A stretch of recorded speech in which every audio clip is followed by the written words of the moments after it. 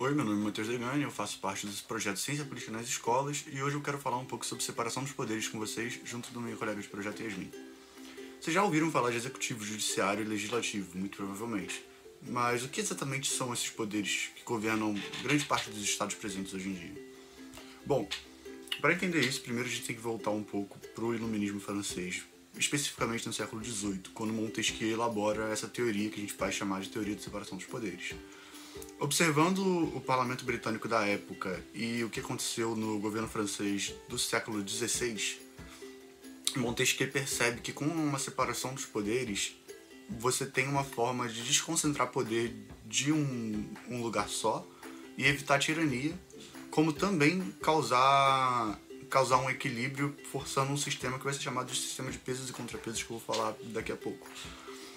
Bom, quando essa proposta é feita, também é dito principalmente que o poder do Estado é uno e indivisível, mas esses poderes estão aí para que, de novo, evite-se a tirania e você tenha uma garantia de que o Estado não vai passar por cima da vontade ou abusar de seus poderes próprios para a sua posição. Bom, como isso funciona exatamente? Cada poder, como a gente vai ver, tem sua área de competência que, às vezes, inclui evitar com que outros poderes saiam do seu nível de autonomia entendido. Por que isso? Porque, bem, imagina que nós temos um país onde o Congresso é muito forte, a ponto de que ele não deixa que o chefe do executivo, o presidente no caso, trabalhe com o que ele tem, ou então um judiciário que age pelos seus próprios interesses, ou o que seja. A importância aqui é ter em mente que os três poderes são separados para que evite-se a tirania e eles sejam formas de controle um para outro. E meu nome é Yasmin Castro, eu sou mestranda no programa de Direito e Políticas Públicas da Unirio e sou também voluntária no projeto Ciência Política nas Escolas. Hoje nós vamos começar falando do Poder Legislativo. O Poder Legislativo brasileiro é bicameral.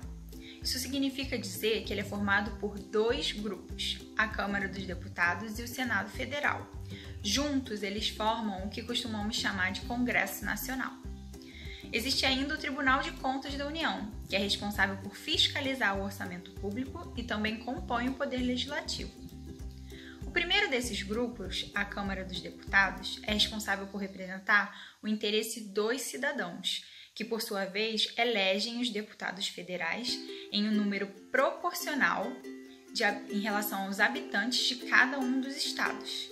É por isso que, às vezes, um determinado estado possui mais deputados federais representando seus cidadãos do que outros que possuem um número mais reduzido de habitantes. O Senado Federal, por sua vez, ele é responsável por representar os interesses do território, ou seja, dos estados da federação. E é por isso que ele possui representação igualitária no Congresso Nacional. Significa dizer que todos os estados possuem o mesmo número de senadores para representá-los. A função típica do Congresso Nacional é elaborar leis, ou seja, encontrar um ponto comum entre o interesse dos estados, representados pelos senadores, e o interesse dos cidadãos, representados pelos deputados federais. Em sua função atípica, o Poder Legislativo é responsável por fiscalizar os membros do Executivo, o patrimônio do Estado e as contas do governo, além de ainda poder julgar o chefe do Executivo caso aberto processos como o de impeachment. Um dos principais instrumentos utilizados pelo Legislativo é a Comissão Parlamentar de Inquérito. Através dela, é possível que sejam apurados, por exemplo, crimes de responsabilidades previstos na Constituição Federal. Bom, o Poder Executivo é aquele que põe em prática o que o Legislativo faz. Como o próprio nome sugere, é o que executa. É aquele que faz com que algo deixe de estar apenas no papel e se torne realidade. O Poder Executivo ele não apenas tem essa responsabilidade, como ele também é praticamente um representante direto do povo, ou dos cidadãos do Estado. Bom, algumas funções do Poder Executivo são, como exemplo, administrar as vontades do povo, fazer efetivas as leis que o Legislativo manda para eles. O Presidente da República também tem a responsabilidade de ser a figura que representa o país externamente para qualquer discussão de cunho externo, internacional, quem é essa figura no Brasil é o presidente da República, no caso o chefe do executivo. Ele que vai deliberar sobre políticas de níveis internacionais, é ele que vai ultimamente decidir como essas políticas vão ser levadas. E o Poder Executivo, apesar de ser um cargo de muita importância, ele não é, e é importante a gente ressaltar isso, ele não é superior a nenhum dos outros dois aqui mencionados. Ele é tão forte quanto o legislativo, tão forte quanto o judiciário.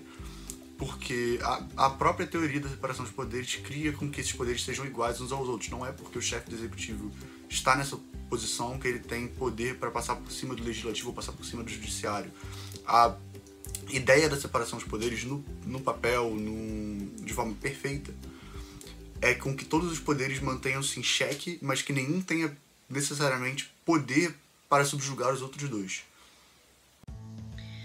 Por fim, nós temos o Poder Judiciário, que é responsável por fiscalizar as leis elaboradas pelo Poder Legislativo e promulgadas pelo Executivo.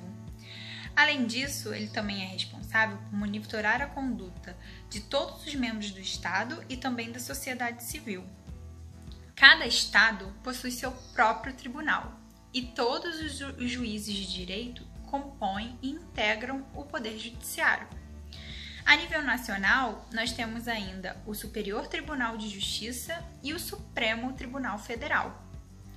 O Supremo Tribunal Federal é a sede do Poder Judiciário e também é conhecido como guardião da Constituição. Os seus membros são ministros, nomeados pelo Presidente da República e aprovados pela maioria absoluta do Senado Federal. Os ministros do STF, para garantir a fiel execução da Constituição, possuem alguns instrumentos para apreciação da atividade legislativa, como é o caso das ações diretas de inconstitucionalidade. Bom, pessoal, essa foi uma conversa rápida sobre separação de poderes e os 3 poderes da República. Espero que vocês tenham gostado e esperamos vocês aqui para o nosso próximo tema no Ciência Política nas Escolas.